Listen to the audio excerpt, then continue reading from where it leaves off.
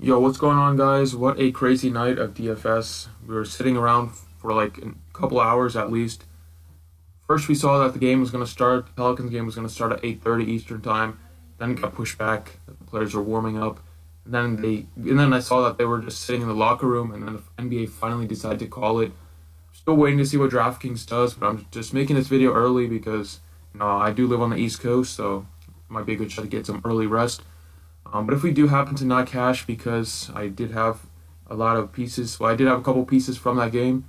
If that's the reason why we don't cash, everybody that got a lineup yesterday will get tonight for free, because that's just stupid how DraftKings, I doubt they will refund us, but they're probably just going to have one of their bullshit free rolls with like 100,000 entrants and like a 5,000 total prices or something like that. But whatever, man. It's just a risk of playing the game. It's a new day, and let's get right into these picks. First off, I gotta say thank you guys so much. Yesterday's video, we almost topped 300 likes. We've been absolutely killing it. So I do appreciate everybody that's been watching and liking, and follow me on Twitter at the DFS Process. If you're interested in joining, the website is thedfsprocess.com. So we got a 6-game slate for Thursday. We got some nice games, but it is looking like a chalky slate. There might be some ways to differentiate yourself. Starting off at the point guard spot, I love Kyle Lowry at 81. There's only one thing that I'm kind of worried about in this game, and that is a potential blowout, because the Knicks are missing Kristaps Porzingis and Enes Kanter. But if the Knicks can keep it even within like 10 points for most of the game, in the fourth quarter, Kyle Lowry should play over 30 minutes, closer to 35 minutes. And when he plays that amount of minutes, he usually does great. Against this Knicks teams, they are very bad against point guards. Kyle Lowry's averaging 51 against them in 2 meetings this season. At 8,100, if he drops like 50, that is well over 6x value. And I think that he's in a good spot to do it at home against Jarrett Jack, a very poor defender. So at 81, I think Kyle Lowry's in a good spot.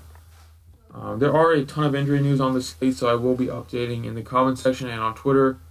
So stay tuned for that, because we got Westbrook's questionable, Carmelo Anthony's questionable, Vucevic is questionable, Draymond Green is probable, and Kevin Durant's questionable as well. So ton of injury news. It's only 6 games, so it feels like we got so many more than that with all the news that we are dealing with.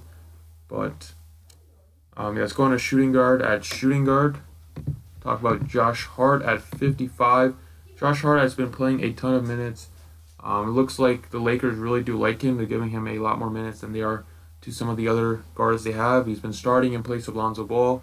Lonzo Ball has been ruled out for this game already, and if Westbrook misses, it's going to be an even bigger bump to Josh Hart. Thunder's defense as a whole has taken a big hit since Andre Roberson went down for the year. And Josh Hart at 55 with 40-point upside.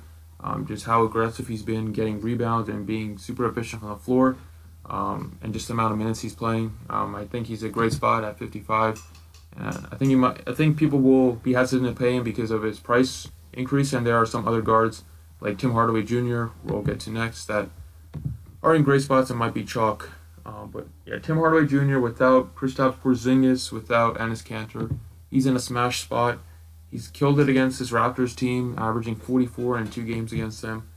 However, he's been in a slump as of late, but this is a great spot for him to get out of the slump. The Knicks are going to need him to carry the offense. He should take over 20 shots easily in this game. Should have the ball in his hands like all the time. I'm expecting his usage rate to be like 30-35%. And yeah, he does have the ability to drop like 50, close to 60 DraftKings points. We've seen him. At 64, his price is getting kind of up there, but, as I said, in this matchup, with all the injuries the Knicks are dealing with, he's in a great spot and should really do well. Let's go on to center. It's a power forward center. This guy's going to be chalk.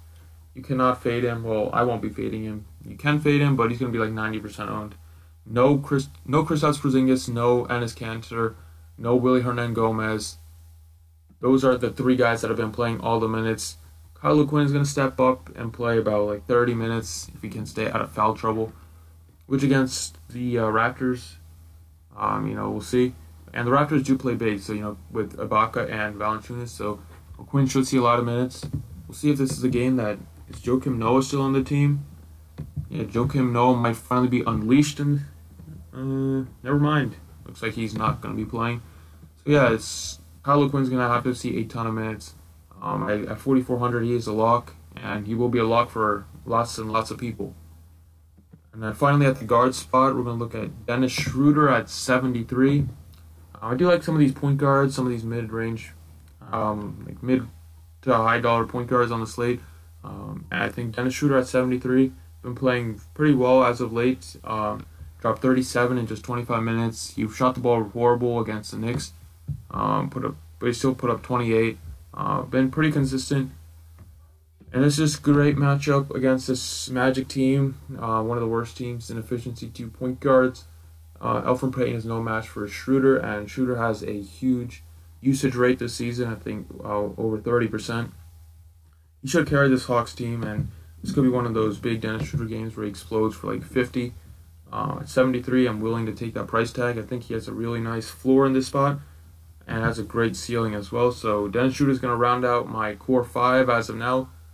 As I said, there's a lot of injury news on the slate. This entire slate could look a lot different by the time I wake up in the morning and we see. But yeah, I'll keep you guys all up to date. But right now, I think these 5 are a great spot. And you still got 6,100 to build some of these other plays. I think Beasley is in a great spot, and he's going to be chalk. But 63, with all the injuries, he should get a lot of minutes. And he has a pretty good floor. I mean, if he's going to be on the court for most of the time. So yeah, so those are the 5 plays. You can throw Michael Beasley in there at the power forward if you want. Yeah, but that's it. That's what I have right now. Lowry, Hart, Hardaway, O'Quinn, and Schroeder. I think it's a really nice building block as of now. And yeah, that's pretty much it. Thanks for watching, guys. I appreciate it, and good luck.